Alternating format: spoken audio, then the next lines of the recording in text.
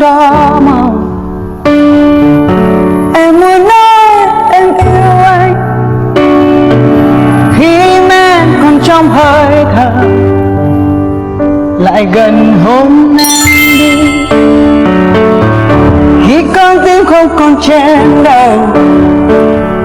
Vì hai má em hay hay, anh nói say tiếng đàn, về lại gần hôn em đi, lại gần hôn